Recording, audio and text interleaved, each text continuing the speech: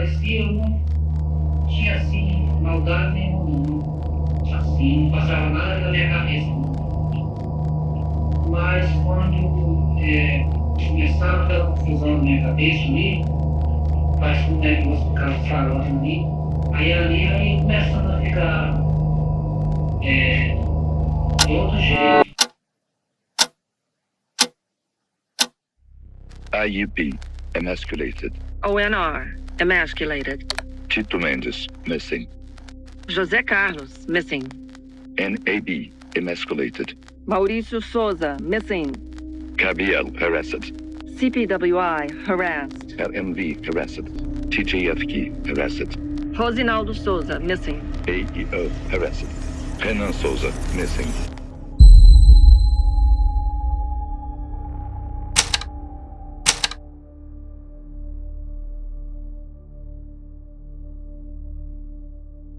On the morning of December 6, 2003, a 15-year-old boy named Jonathan Silva Vieira left his home in São José de Ribamar, saying he was just going out to get some açaí, like he'd done so many times before. And before leaving, he mentioned he would be with a neighborhood mechanic, a man named Francisco das Chagas Rodrigues de Brito. And that final sighting, that one small detail, turned the man everyone in the area simply called Chagas into the main suspect in a string of disappearances that, up until then, no one had realized were connected. That was the last time anyone saw Jonathan. He never made it back home. At first, the family did what any family would do. They searched through the narrow streets, the mangroves, basically everywhere. Even Chagas helped. Well, he pretended to help. Everyone saw Chagas as a friendly man. Quiet, polite, the kind of neighbor who would stop whatever he was up to and help where he could. He'd even joined the community searches for other boys who had also gone missing before, walking side by side with families and volunteers, pretending to share their concern. It was one of the reasons no one ever suspected him. But a week later, as police started closing in, they focused on everyone who had been part of Jonathan's daily life, his friends, his family, his neighbors. And eventually they brought Chagas in for questioning. And that's when everything started to unravel. Chagas didn't make it easy. Of course he didn't. He denied everything. Calm, polite, convincing. And with no solid evidence, the police released him. Weeks turned into more than a month. Then, on January 16, 2004, investigators found skeletal remains in a wooded area near town. Forensic tests confirmed what everyone had feared. They were Jonathan's. The injuries were disturbingly precise, cuts that mirrored other unsolved cases involving young boys across Maranhão. Detectives began to wonder if they were dealing with something far bigger. In February, they questioned Chagas again. Once more, he denied everything with no hesitation, no emotion. Then, a month later, came the break. On March 25th, a teenage neighbor went to the police. She said there was a strong, foul smell coming from Chagas' house, and that she'd noticed belongings from another missing boy in his garden. When officers arrived, the smell was unmistakable. Yeah, things were not looking too good for Chagas. That same night, he was taken into custody. By the next morning, March 26th, the quiet mechanic confessed. At first, one murder, then another, and another. And before long, he started describing crimes that perfectly matched a decade's worth of unsolved disappearances.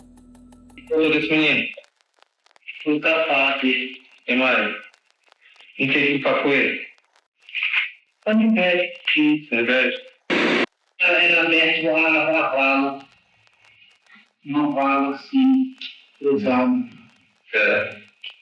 E aí, primeiro era botava duas folhadas dos fundos da vítima dentro, e depois era que era botado aquele ali, né?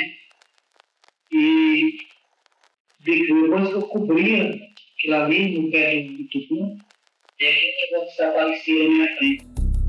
According to official police records and testimony, Chagas eventually confessed to more than 30 murders. By March 27th, the case was no longer about a missing boy. It had become the start of a nightmare, one that would stretch far beyond a single town in Maranhão and uncover horrors the country had ignored for more than a decade. The small mud house in a rural area in Maranhão, with cracked walls and thatched roof, looked ordinary from the outside. But inside, the smell of decomposition hung heavy. That's Chagas' house. The ground behind it had been recently disturbed. When forensic teams began to dig, they found bones and fragments of children's clothing. Shirts cut across the midsection, leaving the abdomen exposed. A visual detail that suggested deliberation. And personal items later matched to families of missing boys. Everything was catalogued, photographed, and sent to the Instituto Médico Legal in São Luís.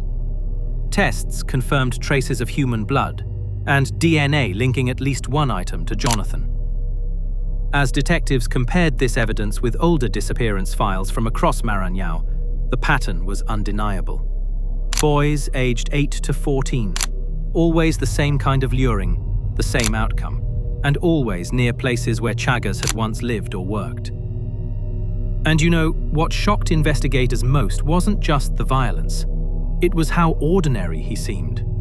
He'd joined search parties for the same children he'd killed, walking alongside grieving parents, pretending to help. He wasn't hiding. He was trusted. A psychological evaluation offered authorities a clearer picture of who they were dealing with. The report notes that Francisco das Chagas demonstrates strong emotional insensitivity. He does not empathize with the suffering or difficulties of others, as his will is focused exclusively on satisfying his own desires and impulses. The evaluation also describes a deep internal conflict. His sexuality is highly conflicted, indicating a person who does not experience peace or self-acceptance regarding his sexual identity. The psychologist adds that Chagas maintains a facade of normality, but only up to a point. This attempt to control his own impulses and appear calm, sociable, and adapted to his environment only persists as long as he is not stimulated to pursue his primary desires. By April 2004, the federal police joined the inquiry, and that's when they started noticing something strange. Some of the details in Chagas's confession, the mutilations, the precision, the disposal of bodies, were identical to another case. A case that had once horrified the entire country, the murders of young boys in Altamira, in the state of Pará. And the more they compared, the more it started to make sense.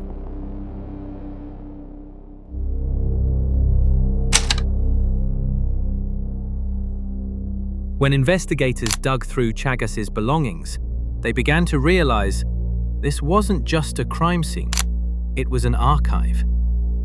In one of his early interrogations, something else came up, something that would later be written into congressional reports.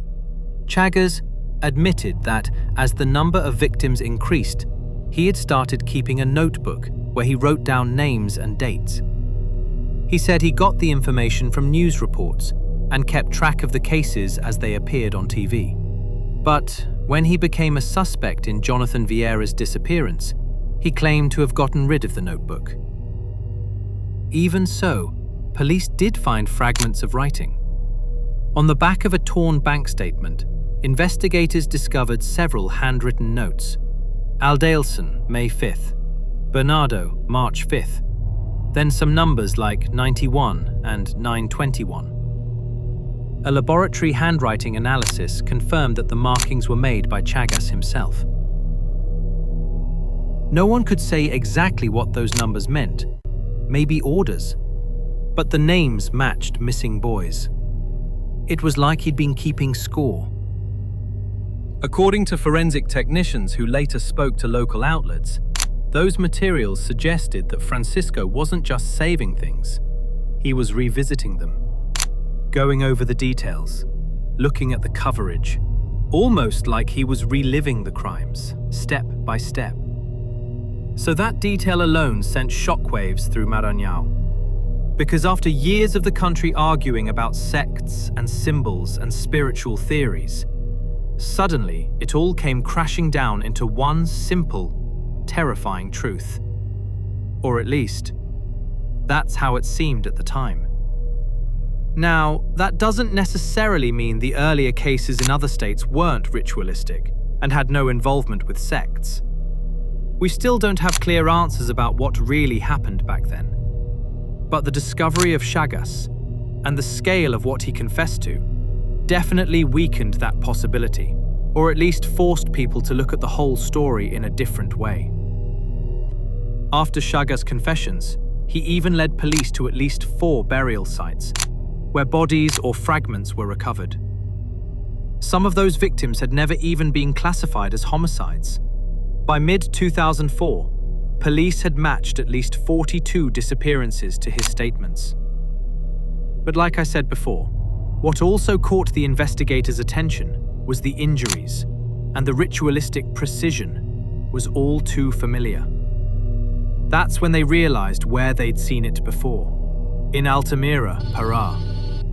The same horror, just years earlier. And suddenly the story took on a whole new shape.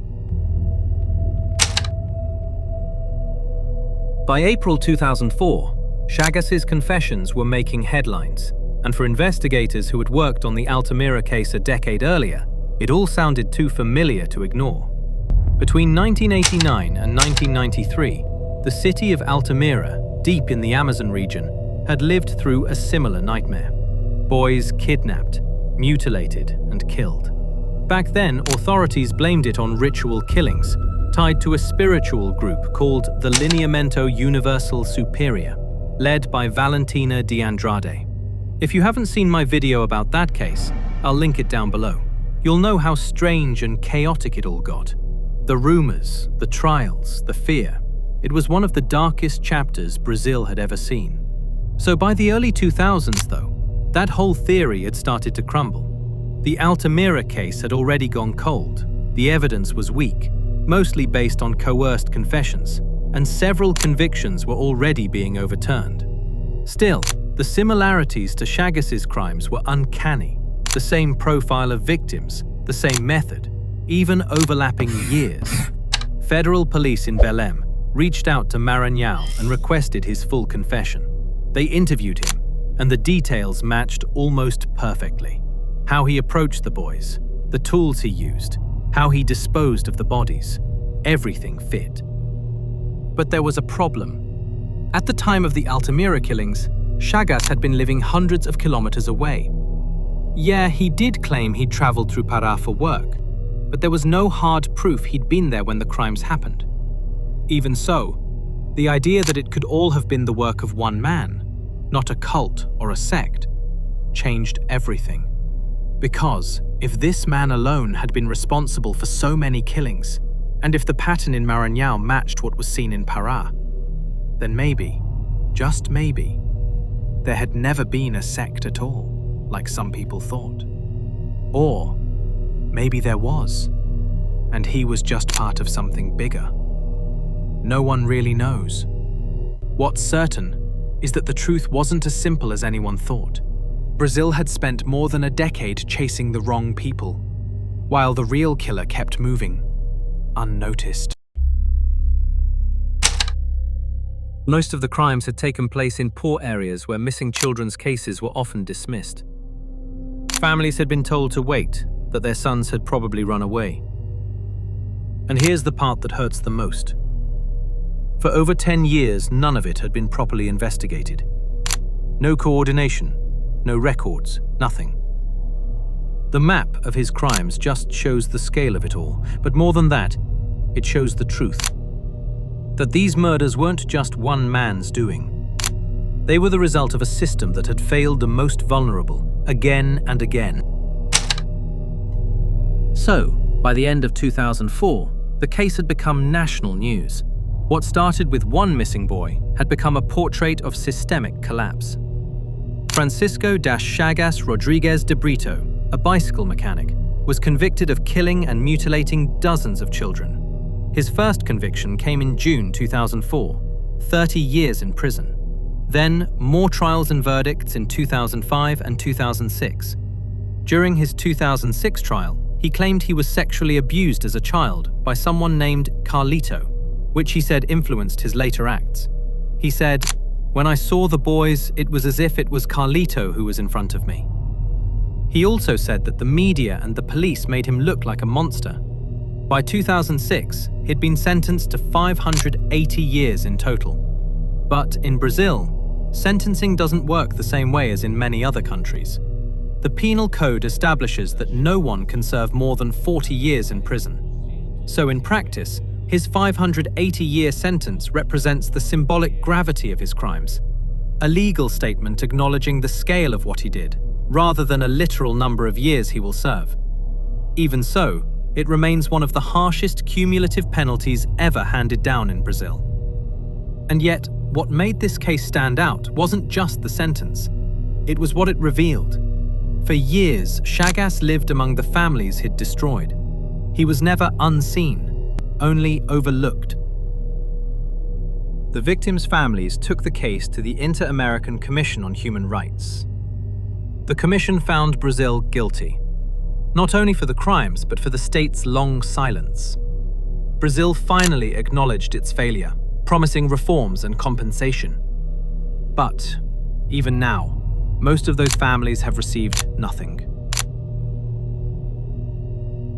According to the commission, at least 28 confirmed deaths and 42 disappearances were linked to Chagas's confessions between 1991 and 2003.